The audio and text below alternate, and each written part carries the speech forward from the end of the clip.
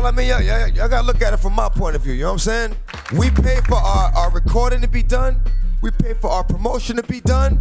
We paid for the tours. We pay for the tour bus. We pay for the people who operate the equipment. We pay for everything. And we still don't get an even split from the record company. That's modern day slavery to me, dog. I mean, and I'm not with it. Okay. Of course, they wouldn't change, because if they changed, they wouldn't really exist. And that's kind of the situation we're in right today. They're not going to exist much longer.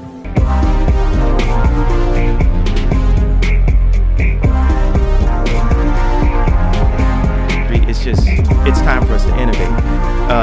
And we need to have contracts that make sense with exactly how we sell music. Did you know that 8 out of 10 music creators make less than $200 a year through streaming services? You might be wondering, why is this the case? How did this happen? And what can be done about this? Major record labels are the root cause of this issue. In their design, they are set up to deny artists profit, creative control, and ownership of music. Before artists could use social media, streaming services, and personal computers to promote, distribute, and record, signing a record deal was crucial for a successful music career. They dealt with the previously difficult issues of distribution and promotion so that artists could focus on making great music.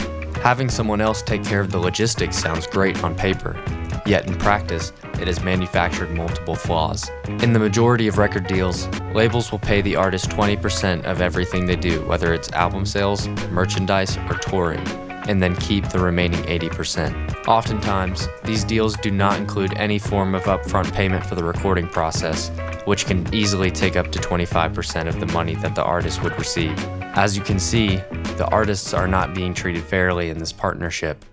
You might be asking, well, this may affect the artists, but why should I care? Well, chances are if you're watching this video, you are somewhat interested in music. You might prefer one artist over another for a few reasons. It could be because you like the way an artist tells a story through their albums, or the themes presented in their songs, or you might just like it because of the way it sounds. Major record labels have complete control over the sonic quality of an artist's record. They make revisions and edits at every step in the musical process. If you've ever wondered why all songs sound the same, you good, T-Minus?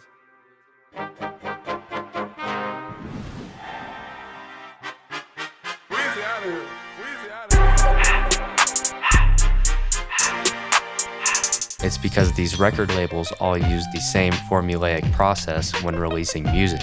After this process, songs are market tested with focus groups to ensure the widest amount of success and appeal possible for the label.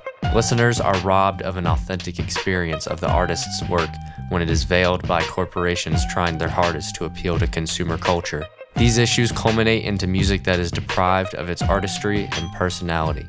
So how do we fix this? I propose that we standardize the business practices of the record labels to align with the music industry's contemporary role in society. This policy would include 3 requirements for all major record labels to comply with. 1. All contracts must offer fair negotiations regarding profits, royalties, and ownership. 2. All contracts must fund the entire recording process, start to finish. And 3. All contracts must offer complete creative freedom when it comes to the final master. If all parties are on the same page, that being the artists and the record label executives, we could see artists making what they want to and happier fans getting what they want. While this would make it a more risky venture for the labels, it would make it far safer for the artists. The business should be the party taking the risk.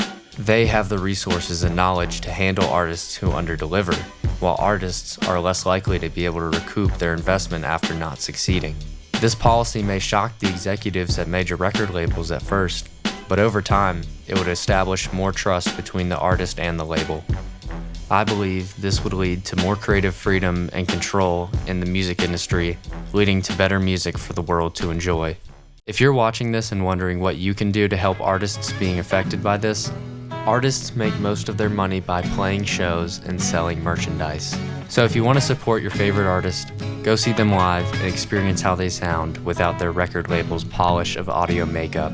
Live music offers something that Spotify and Apple Music do not: freedom